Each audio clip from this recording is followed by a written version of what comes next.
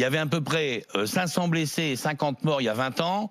On tourne plutôt autour d'une centaine de blessés maintenant et une dizaine de morts. 10 de trop et 100 de trop pour les deux. Je suis d'accord avec vous. Et la question simple que je vous pose, c'est comment ça se fait qu'on ne puisse pas instaurer au moins certains jours, y compris pendant les périodes de chasse, où il n'y a pas de chasse, notamment les week-ends, et où les familles peuvent aller se promener en toute sécurité et pas risquer de se prendre une balle perdue. Alors moi je vais vous poser des questions. Est-ce que vous pensez que le droit de propriété est un droit fondamental de la République? Alors, c'est une vaste question, mais... C'est important, répondez. Non, mais j'aimerais bien que vous répondiez à ma question. Mais je vais y répondre, je vais vous demander, parce qu'en fin de compte, où on chasse, monsieur? C'est ça la vraie question, où on chasse? On chasse où on a le droit, où on est propriétaire de la chasse, ou propriétaire tout court. Vous êtes d'accord avec moi? Non, vous n'êtes pas propriétaire des forêts. Vous pensez, bien sûr que oui. 85% de la forêt française est sous propriété privée.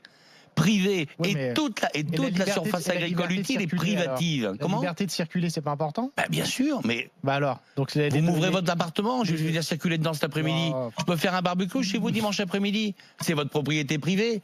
Jusque-là, monsieur, il n'y avait aucun problème. La nature a toujours été ouverte. Même si vous faites un barbecue chez moi, je risque pas de décéder. Alors qu'encore une fois, je rappelle que vous êtes armé. Les trucs qui explosent en ce moment, on ne sait jamais, il peut se passer un truc. Pas sérieux. Non, sur la cohabitation, on peut terminer là-dessus. La cohabitation, elle était bonne. Voilà. Jusque-là, ça se respectait. Et évidemment, par contre, je suis d'accord avec vous, on a quand même des armes. Mais n'oubliez pas que les gens qui viennent sur ces territoires viennent sur des propriétés privées. On a effectivement, mais c'est privé. La nature, elle n'est pas publique. C'est privé. Donc quand tu es chez toi, tu as quand même le droit d'exiger de la chasse chez toi. La nature, elle n'est pas publique? Non, la nature, elle n'est pas publique. Le territoire, il y a des domaines de chasse privés réservés. Oui, ça me paraît logique. Non, mais c'est pas après, l'important, c'est quoi? C'est la tolérance et trouver des solutions. On peut dire ce qu'on veut. On a évolué beaucoup là-dessus. Il y avait à peu près 500 blessés et 50 morts il y a 20 ans. On tourne plutôt autour d'une centaine de blessés maintenant et une dizaine de morts. 10 de trop et 100 de trop pour les deux. Je suis d'accord avec vous. Les chasseurs aujourd'hui, on fait des efforts. On commence, vous avez peut-être vu, dans quelques mois, on attaque. Chaque chasseur devra se reformer tous les 10 ans pour la sécurité. On fait des efforts. On veut pas que ça se passe comme ça.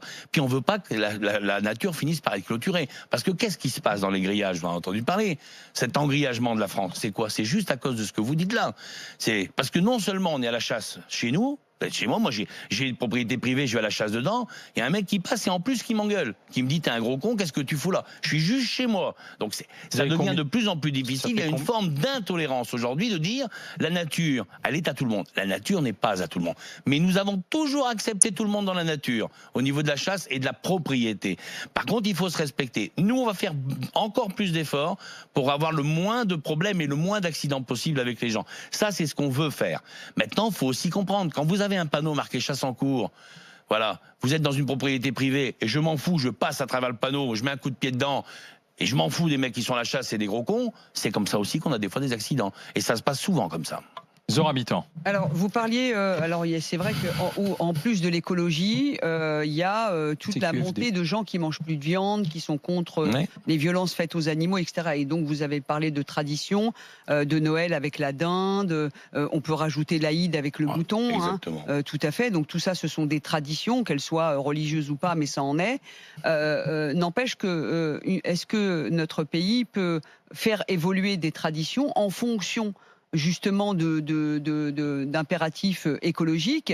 La meilleure solution pour moi, c'est de se mettre autour d'une table et puis de revisiter ces traditions en respectant un certain nombre de règles. Hier, il y avait le débat sur cette espèce d'insecticide sur les champs de betteraves qui produisent du sucre. La question, c'est 40 000 emplois détruits tout de suite, où on attend 2-3 ans avant de trouver un engrais qui permettrait aux agriculteurs de faire de la récolte de manière saine.